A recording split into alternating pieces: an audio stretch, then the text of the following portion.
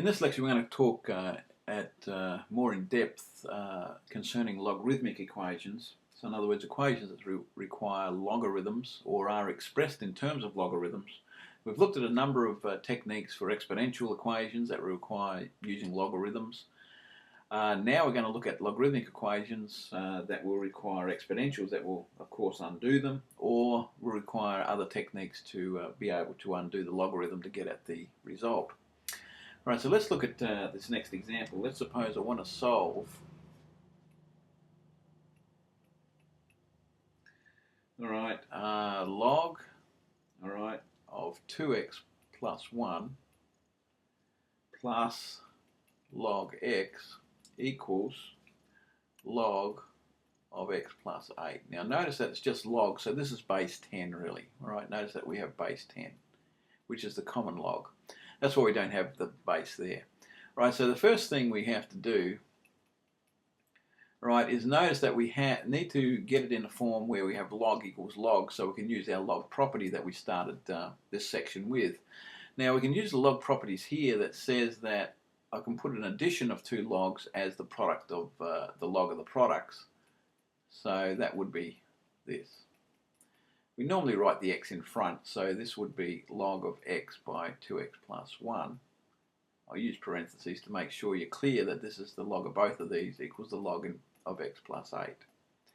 Now we have the log of two things here. Now remember that we talked about the log, right, in base a of x1. If it's log in base a of x2, then x2 and x1 are the same. So in this case here, what I have is x by x plus 1 is equal to x plus 8. So I have 2x squared plus x equals x plus 8. So what I really have is a quadratic formula, a quadratic equation.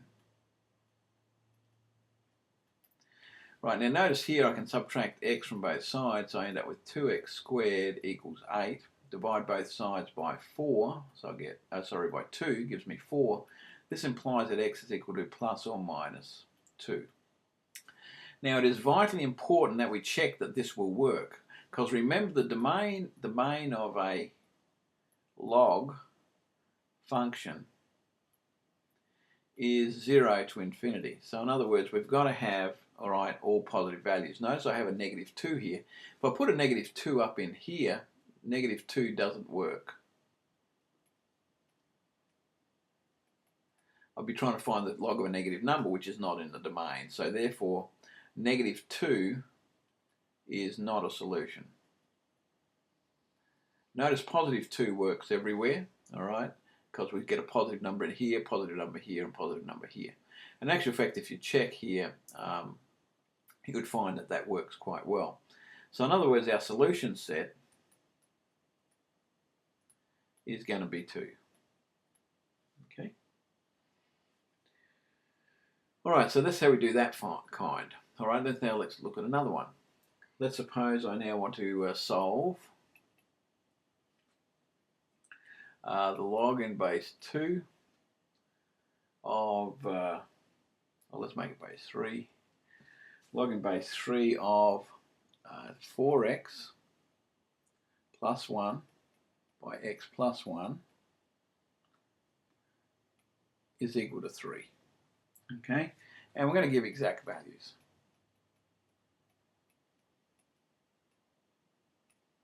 Okay, maybe there's one more or more values. All right, so now what we have here, we've got to look at this and say, well, we don't have a log on both sides. Can I turn this 3 into a log of base 3? That's the question we need to ask. Now notice that with our understanding of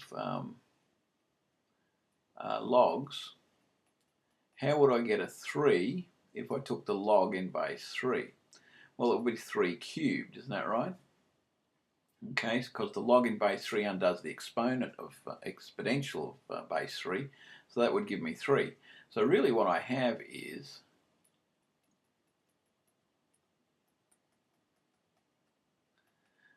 and this is log in base 3 of 27. That's 3 cubed. Now I have log on both sides. I can use my property. So I end up with this. Now this turns out to be a quadratic again. I need to FOIL this. What do we have here? Plus 4x plus x plus 1 equals 27. Let's get it in standard form. 4x squared plus 5x. And now subtract 27, so that would be negative 26 equals 0. Okay. All right, so notice here that we need to look at a way of factoring this. All right, so is it possible to factor this? We need 4s, we need 26s. All right, so we're looking at 4 times negative 26, or you can use the quadratic formula, it doesn't really matter. However, if I look at 4x, and I need an x here, right, I'm looking at getting a 5 here. So if I multiplied, I don't think I want to do it by 26, but let's suppose we did factors of 26 like 2 and 13. If I did 2 here and I did a 13 here, notice I get an 8 and I get a 13. Now, can I do a plus 13 and a negative 8 would give me a 5. So yes, I can factor it. Right, if you need to use the quadratic formula, you can. But this tells me then that 4x plus 13 equals 0, or x minus 2 equals 0. This tells me that x is equal to 13 divided by 4, or x is equal to 2. Now again, we need to make sure that both these would work. And of course we have a positive here. Both these are positive, so it looks like this works okay. All right, and so to check them, all right, you need to check that it works both sides. Okay, so if I put 13 on 4 in here, so let's do a little check here. All right, so if I look in log base 3 of 13 on 4 by 4 plus 1 times by 13 on 4 plus 1, all right, that's that. What do I get? Well, I end up with, this is going to be log in base 3 of, let's have a look, it's going to be 13. 4s will cancel. 13 plus 1 is 14. And we're going to have here, if I use 4s, I'm going to get 13 plus 17 on 4. Okay. And I should have a negative here, actually. So we should have a negative here. So they're both actually negative. This is negative here, and this one's positive. All right, because of the sign going across here. All right, so I need to make this a negative 13 on 4. So it's negative 13 plus 1, so this is negative 12 now. All right, and so we also would have negative 13 on 4 plus 1, so this would be 4, so this would be 9 on 4. Okay, and it's, of course it's negative. So this now becomes 4s into negative 12 go negative 3. Negative 3 by negative 9 gives me log in base 3 of 27, which of course is 3 as we know. So this is in fact the solution. Right, if I now look at the next one, what about when x is equal to 2? Then what I'll have is log in base 3 of, where we got here, 4 times 2 plus 1, and then we have 2 plus 1, okay, and so there's that one. So what's this going to be equal to? So this will be equal to log in base 3 of, what have we got, 4, that's 9 here, and 2 plus 1 is 3 here. So this is equal to the log in base 3 of 27 again, which of course is 3. So this one also works. So our solution then is negative 13 on 4 and 2. Okay. All right, so be careful of the sign there, easy to make a mistake. Now in this next example, we're going to solve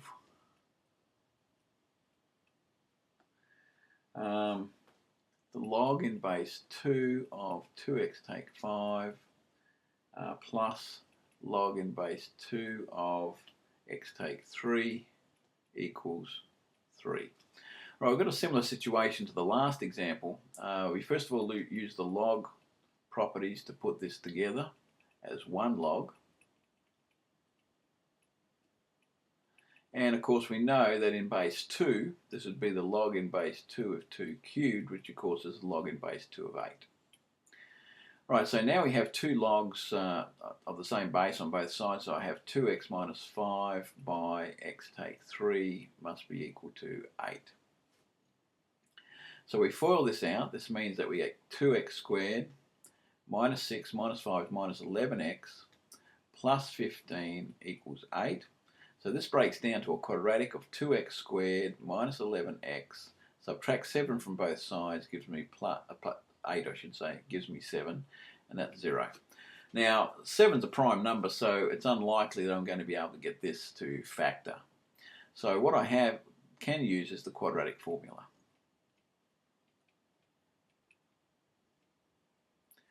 Right, which says this, that x is equal to negative b plus or minus the square root of b squared minus 4ac over 2a. Now, here is a, here's b, and here's c.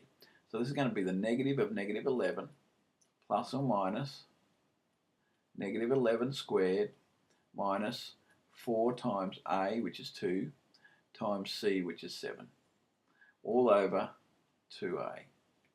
So this is equal to 11 plus or minus 121 minus 56 over, and of course this was 2a, so that's 2 by 2, which is 4. So this is 11 plus or minus 121 minus 56. Let's do that. That'll be 65 over 4.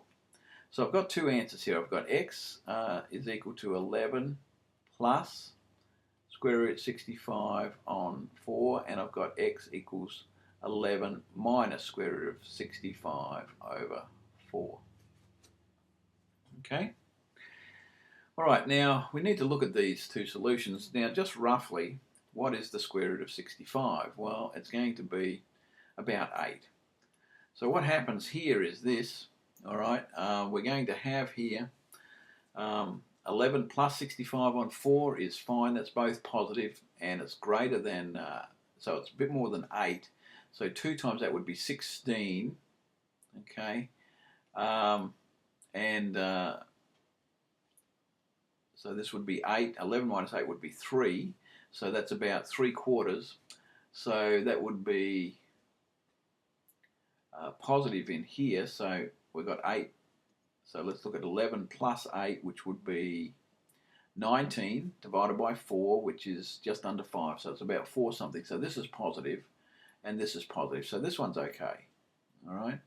If I look at the negative one, this is going to be about 3/4 now. 11 minus 8, so 3/4. If I put 3/4 in here, then this is going to become negative. So this one's no good. All right, so our solution, once you check, all right, both of these in here, whether it comes out to be positive or negative, is just the positive one working. And there's our solution. All right, next, let's look at the next example. Let's suppose that we want to solve the ln of, or actually, it's ln of e to the ln of x, wow, and minus the ln of x minus 4, and that's equal to the ln of 5. Right, so we've got to look at this and see, okay, how are we going to deal with this? Well, the first thing we know is that the ln undoes the e, so this was actually ln of x minus the ln of x take 4 equals the ln of 5. We can now apply our log properties that says that this is the ln of x divided by x minus 4 equals the ln of 5. All right, now we have ln of both sides, so therefore we can apply our property.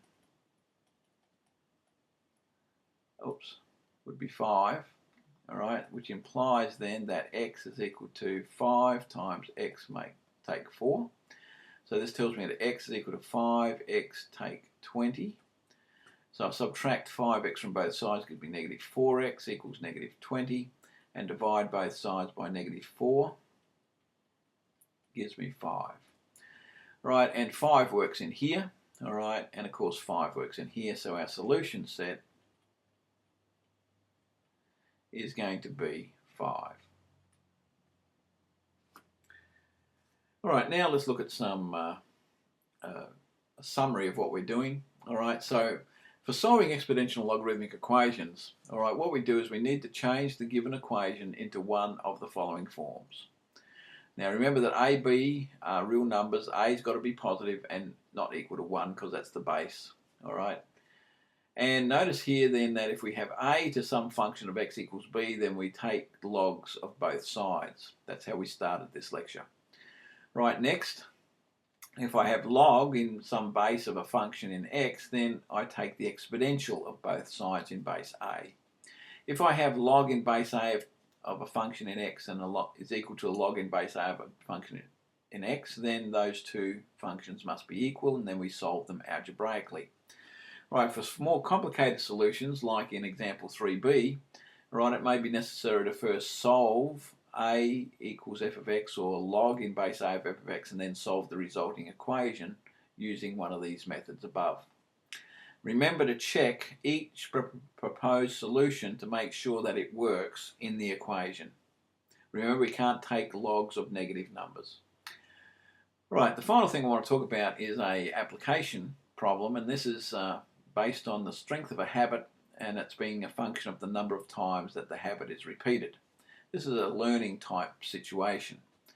And if n is a number of repetitions and h is the strength of habit, then according to our psychologist Hull, right, this is our function, right, in terms of n, which is the number of repetitions that are done, where k is a constant, and we want to solve for this constant k. So we want to solve this equation,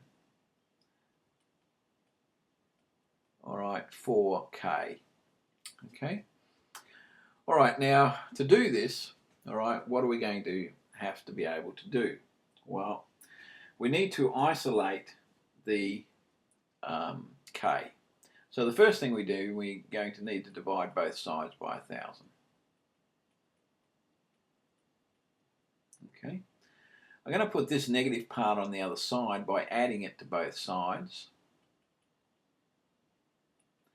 And then I'm going to subtract this from both sides. So I end up with this. Okay. All right, now how do I undo an exponential base e exponential here? Well, I take the ln of it. So I've got to take ln of both sides. Like so. Now this undoes this.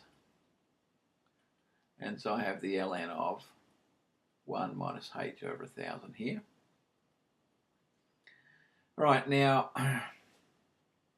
the e is undone, of course. All right, so we've got negative kn now. All right, so notice that these two undo each other.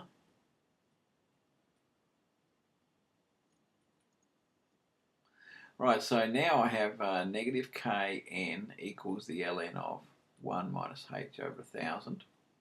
That's what we have. All right, now, of course, we need to get k, so I need to divide both sides by negative n. So I get k is equal to negative 1 on n by the ln of 1 minus h on 1,000. Okay? Right, and that will be my constant k.